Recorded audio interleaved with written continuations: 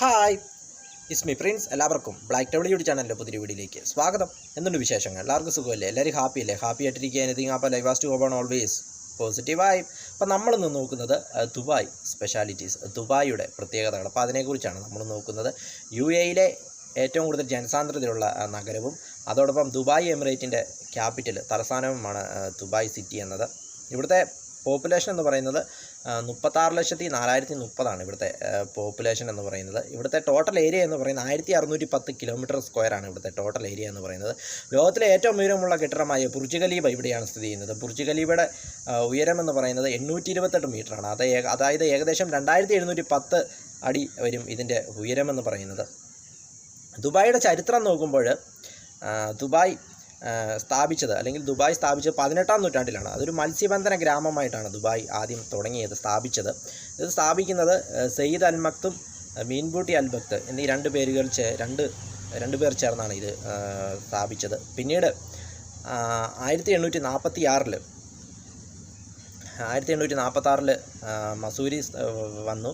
1846 മസൂരി സംഭവിക്കുന്നു. 1896 തീപിടുത്തം ഉണ്ടാകുന്നു. 1908 കൊടുങ്കാറ്റുണ്ടാകുന്നു.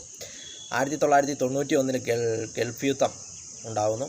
ഇപ്പോൾ ഇതാ 2024 ഫ്ലഡ് ഉണ്ടാകുന്നു. അങ്ങനെ ഒട്ടേറെ ദുരിതങ്ങളെ അതിജീവിച്ച ഒരു നഗരമാണ് ദുബായ് എന്നത്. ഇപ്പോൾ ഫ്ലഡിൽ നിന്നും തിരിച്ചു വന്നുകൊണ്ടിരിക്കുന്നു. അങ്ങനെ ഒട്ടേറെ ദുരിതങ്ങൾ അനുഭവിക്കുകയും അതിൻ്റെ ഇരട്ടിയായിട്ട് പിന്നീട് മുന്നോട്ട് കുതിക്കുകയും ചെയ്ത ഒരു നഗരമാണ് ദുബായ് എന്നത്.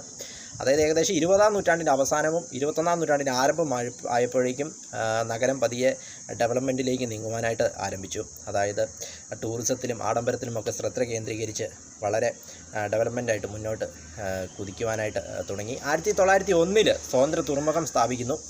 1959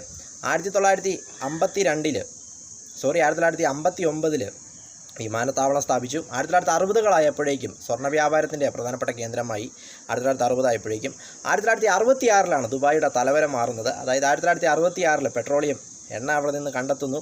അതിനുശേഷം ദുബായിയുടെ വളർച്ച എന്ന് പറയുന്നത് ഒരു പീക്ക് ലെവലിലേക്ക് അങ്ങ് പോവുകയായിരുന്നു. 1966 ശേഷം 1968 എണ്ണ കണ്ടെത്തിയത് 1966. 1968 75 ഇടയിൽ ദുബായിയുടെ ജനസംഖ്യ എന്ന് പറയുന്നത് 300% ഇൻക്രീസ് ആയത്. കാരണം ഇത് കണ്ടെത്തിയതോടുകൂടി കൂടുതൽ ആളുകൾ ഇങ്ങോട്ടേക്ക് വരുന്നു. ലോകത്തു നിന്ന് പല ഭാഗത്തു നിന്നും കൂടുതൽ ആളുകൾ ഇങ്ങോട്ടേക്ക് വരുന്നു, കൂടുതൽ ഇൻവെസ്റ്റ് ചെയ്യുന്നു. അങ്ങനെ കൂടുതൽ തൊഴിലവസരങ്ങൾ ഉണ്ടാകുന്നു. പല നാടുകളിൽ നിന്നും ആളുകൾ ജോലി തേടി ഇങ്ങോട്ടേക്ക് വരുന്നു. അങ്ങനെ ഒരു വൻ കുതിച്ചുചാട്ടമാണ് 1966 ശേഷം ദുബായ്ക്കുണ്ടായത്. ഇന്ന് കാണുന്ന ദുബായിയുടെ ഒരു വളർച്ച തുടങ്ങുന്ന 1966 ശേഷമാണ്. ആ എണ്ണ കണ്ടെത്തിയതിന് ശേഷമാണ് വേറെ ലെവലിലേക്ക് ദുബായ് വളർന്നു.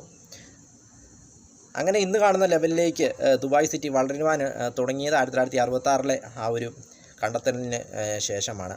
ഇപ്പോഴത്തെ 2024 ഫ്ലഡ് അതിനെയും അതിജീവിച്ചുകൊണ്ട് മുന്നോട്ട് വന്നുകൊണ്ടിരിക്കുകയാണ്, ഓവർകം ചെയ്തുകൊണ്ട് വന്നുകൊണ്ടിരിക്കുകയാണ് ദുബായ് സിറ്റി. വീഡിയോ ഇഷ്ടപ്പെട്ടാൽ ലൈക്ക് ചെയ്യുക, ഷെയർ ചെയ്യുക, കമൻറ്റ് ചെയ്യുക, സബ്സ്ക്രൈബ് ചെയ്യുക. വീണ്ടും പുതിയ വീഡിയോയിൽ കാണാം. അതുവരയ്ക്കും ടേക്ക് കെയർ, ബൈ.